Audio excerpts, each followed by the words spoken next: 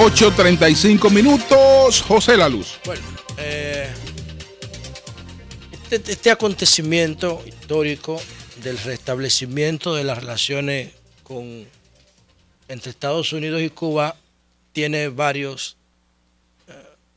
ángulos desde los cuales se puede observar. El primero, obviamente, es el aspecto histórico. El aspecto histórico que tiene dos etapas fundamentales, que parece haber cierto nivel de coincidencia en el punto de más conflicto de cada una de esas etapas. Cuando Estados Unidos estaba en guerra con España, la guerra hispanoamericana, desde mi punto de vista, uno de los comienzos del periodismo amarillo de Pulitzer en América, copiando el modelo inglés, europeo, que todavía en Europa se mantiene. La prensa norteamericana acusó a España de haber sido la responsable del hundimiento del US Maine, una embarcación de guerra que estaba en las costas cubanas. Todavía lo del US Maine no se ha esclarecido, pero lo cierto es que murió la mayoría de su tripulación, y eso le sirvió de excusa a Estados Unidos para participar más activamente en la guerra. Cuando Estados Unidos gana la guerra frente a España, porque como dijo Julio ahorita, los cubanos, independientemente de la carga al machete de Máximo Gómez, se le atribuye a Máximo Gómez una frase, don Álvaro siempre la citaba: envaino mi espada, pero no la entrego porque Cuba no es libre todavía. Cuando se produjo lo de la enmienda Platt, que es una enmienda donde Estados Unidos metía una serie de condiciones producto del posicionamiento que ganó en la guerra en la misma Constitución cubana. Eso fue en 1898. Era un senador que creo que se llamaba Oliver Platt el que redactó eso, diciendo que, argumentando los intereses de Estados Unidos en la zona y hablando de los costos de la guerra. Y entonces se quedaron con la isla de Pinos. Y después la isla de Pinos se le devolvió a Cuba y se quedaron con una franja de la bahía de Guantánamo en la provincia de Guantánamo. Y aún la tienen, era con la intención de poner unas calderas de carbón para ayudar a generar la energía que se consumía manteniendo los equipos que estaban activos para la guerra. Bueno, después de eso, todo el mundo sabe que Cuba era el patio trasero de los gringos, una época donde había cierta pujanza económica, pero había un desorden y una corrupción imperante en Cuba hasta que llegan los Castro en el 1959, en enero. Ahora van a cumplir 56 años los Castro, el 1 de enero del 2015. Para que ustedes tengan una idea, este acontecimiento histórico se produce el 17 de diciembre y ya menos de 15 días de que la Revolución Cubana cumpla 56 años. Entonces, ¿qué pasa después? Cuando los Castro llegan al poder, para hacer esto muy rápido, ya llegan en pleno corazón de la Guerra Fría. La Guerra Fría se había establecido de manera teórica en el 1945, cuando Rusia, los Estados Unidos e Inglaterra le ganan la guerra a Alemania, y después el grupo que ganó se divide. Una parte occidental liderada por Inglaterra, Estados Unidos y Canadá, y una parte oriental liderada por los rusos, que fueron realmente los que ganaron la guerra. Fueron los rusos que entraron a Alemania y acabaron con el ejército nazi. Fueron ellos también que le ganaron allá en Stalingrado. Entonces, ¿qué sucede? Después de eso, Estados Unidos, en plena Guerra Fría, recuérdense que el muro de Berlín se levanta en el 1961 y Cuba gana en el 59, apenas 2 años antes. En el 60, toda esa corriente ideológica, recuérdense que Fidel estuvo en el Bogotazo, donde mataron a Eliezer Gaitán en Colombia cuando se inauguró la OEA. Fidel tenía esas ideas, pero no había consolidado su posición al lado de los soviéticos, y lo hizo a partir de 1960 con una serie de reformas confiscando intereses norteamericanos en La Habana. La Habana reaccionó rompiendo las relaciones con Cuba y luego vino el gran acontecimiento histórico que se parece a lo que pasó con el US Maine. Estados Unidos respondió mandándole una invasión por Bahía de Cochinos con ex disidentes cubanos adiestrados, entrenados y preparados por la CIA. Y esa invasión a Cuba fue derrotada. Y cuando esa invasión es derrotada, entonces se produce el bloqueo. Pero ¿qué pasa? Que en el 1962, específicamente en octubre, y aquí le voy a recomendar a la audiencia una película que se llama 13 días con Kevin Costner, que para mí explica perfectamente eso, la crisis de los misiles de octubre del 62. Quizás es el episodio, hay algunos episodios en Alemania, uno de los más álgidos, la única vez que Estados Unidos ha desplegado su sistema de defensa, el DEFCON. El protocolo de defensa fue en octubre de 1962. Esa crisis, la crisis Cuba, Estados Unidos, Rusia, la crisis Kennedy, Khrushchev, Castro.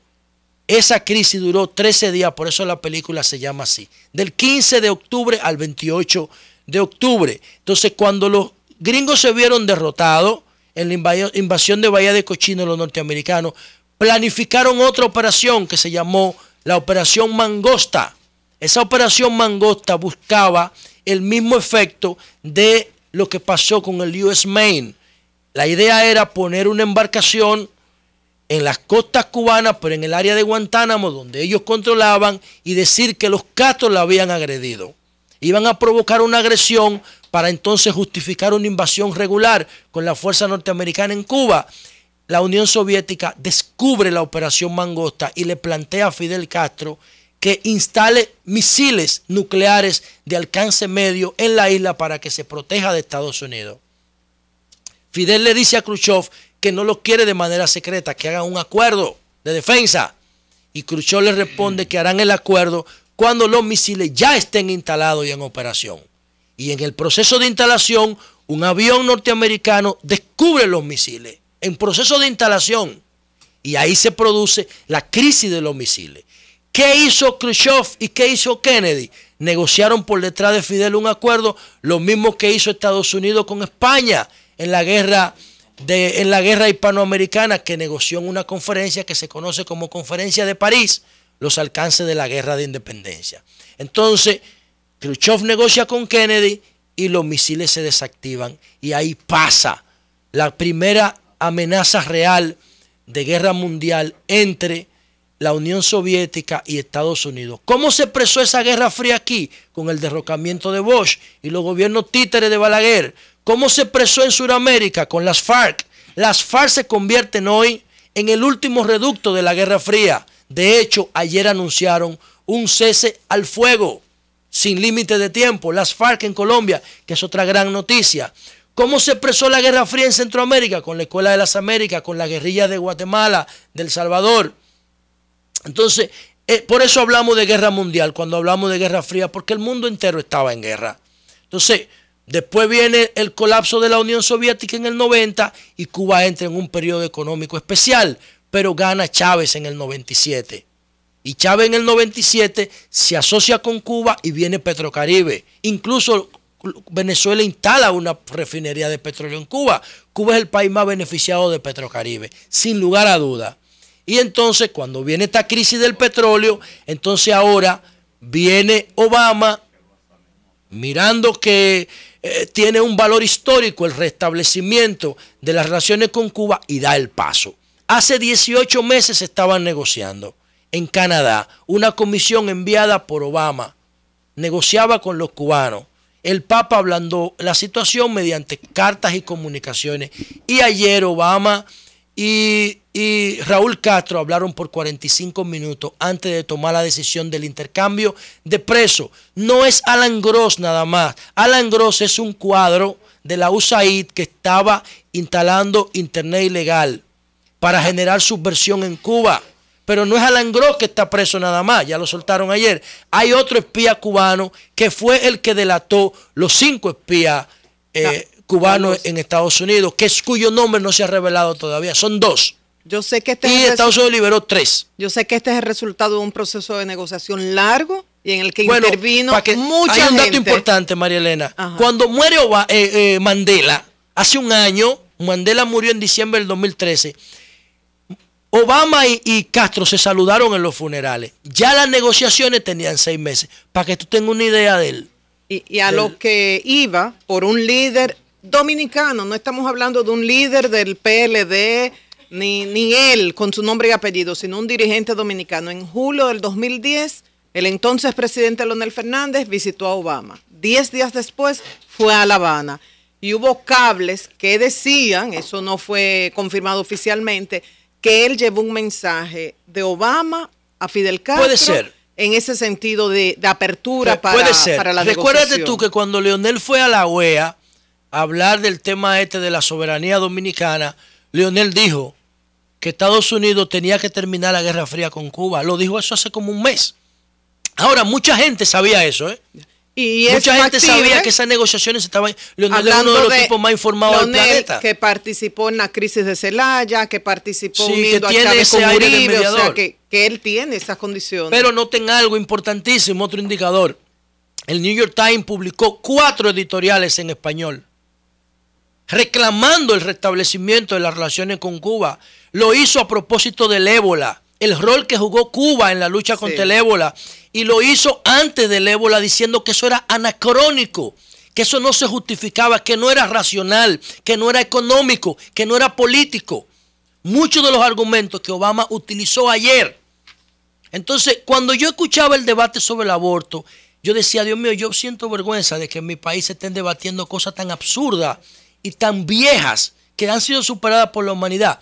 Pero cuando pasó lo de ayer, yo dije, pero no solamente somos nosotros, porque no hay motivo para que Estados Unidos tuviera esa posición frente a Cuba, salvo la vergüenza de 1962, la vergüenza doble de Bahía de Cochino y de los misiles que se lo instalaron en sus narices. No, y la instigación de los cubanos en el exilio. A eso ahí voy. ¿Cuál es cómo ver esto en perspectiva? Incluso ni siquiera los anticastristas tienen que lamentarse de eso. En la medida que Cuba se abra, esto favorece cambios a favor de libertades. Pero ellos se oponen ahora a esto que ha pasado. Por eso te digo, pero que yo no lo entiendo. Porque el embargo también y esa ruptura de relaciones era una excusa. Ellos se oponen porque ellos están reaccionando de manera emocional. Sí. Ellos no han visto el impacto de esto. Porque en la medida que anunció Obama ayer, dijo que las remesas se aumentaban el tope de $500 a $2,000. Claro. ¿Cuánto recibe Cuba actualmente en remesa? $2,000 millones. La mitad de lo que nosotros recibimos. Eso se va a multiplicar ahora automáticamente porque ya el tope de la remesa se aumenta en un 150%. Otro aspecto. En Cuba, en Miami hay 1.250.000 cubanos, pero no son como los dominicanos que viven en el Alto Manhattan. Los cubanos tienen el control de Miami, económico y político. O sea, ese control político y económico se va a incluir en las negociaciones que se hagan con Cuba. Ustedes lo pueden escribir. Obviamente que Cuba va a tener su mecanismo de defensa.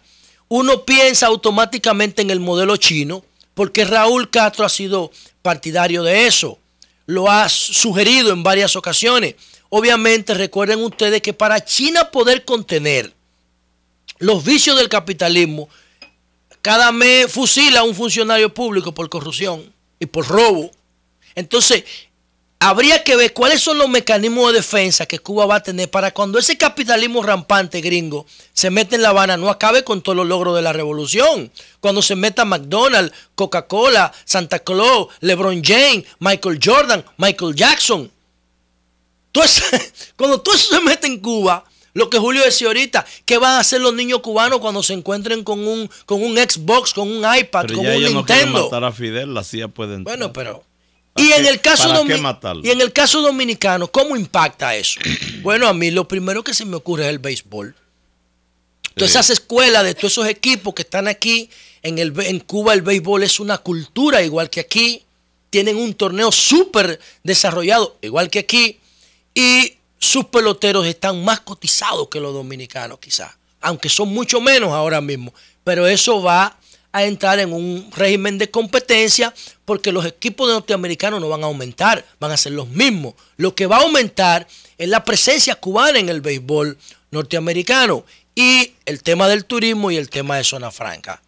Yo no sé si Cuba va a permitir que el régimen de zona franca se instale en Cuba como se instala aquí o como se instaló en China, atropellando todos los derechos humanos y fundamentales de los trabajadores a cambio de 2 pesos.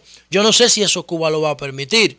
Y el tema turismo, que ustedes saben que Cuba siempre ha sido una competencia real, pero una latencia de superioridad por la característica de sus tierras, de sus playas, sus recursos y por el valor histórico y cultural que Cuba tiene. De modo que este es el gran acontecimiento del 2014.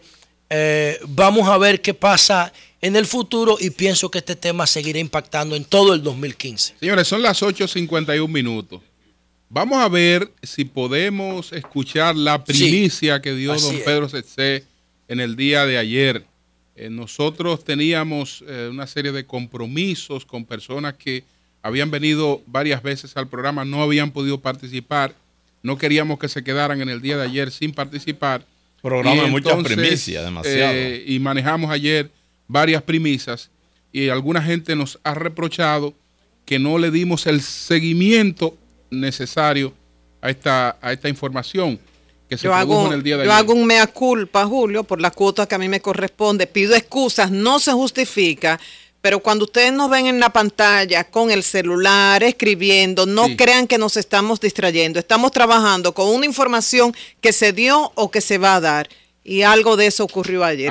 Yo lo lamento y pido excusas. Cometí un error. Hasta le pasó en el golpe de Estado a Juan. Pero vamos a escuchar a don Pedro. Lo tenemos en Q. Vamos a escuchar la primicia de ayer del Sol de la Mañana con don Pedro Cetsé.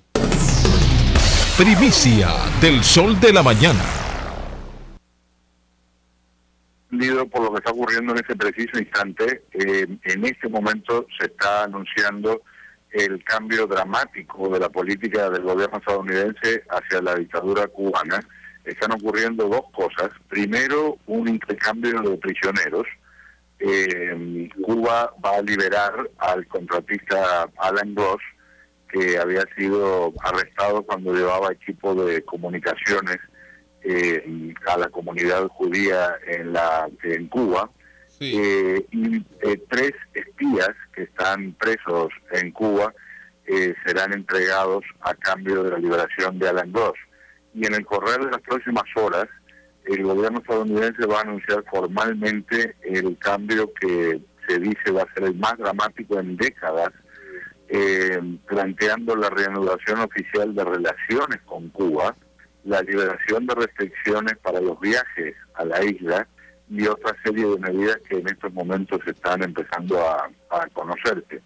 Un golpe tremendo a la gente que en muchos casos ha arriesgado su vida y en algunos casos la ha perdido luchando en Cuba, porque les quiero poner en perspectiva que en estos momentos en Cuba se registra un aumento considerable de la represión.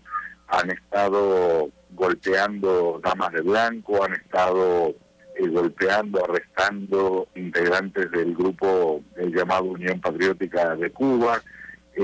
Aparentemente, como parte de este acuerdo, el gobierno de Cuba aceptaría liberar a los presos políticos, que por cierto nunca ha reconocido que tiene, pero decenas de personas quedarían en libertad como parte de este acuerdo, que por supuesto no tengo todavía palabras apropiadas para calificar en términos de la magnitud que representa para relaciones que obviamente no existían formalmente, y para una comunidad muy grande cubana aquí en Estados Unidos que sospecho en el correr de las próximas horas va a estar manifestándose en contra de esto.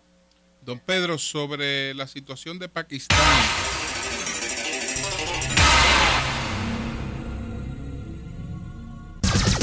Son 106.5. 8:50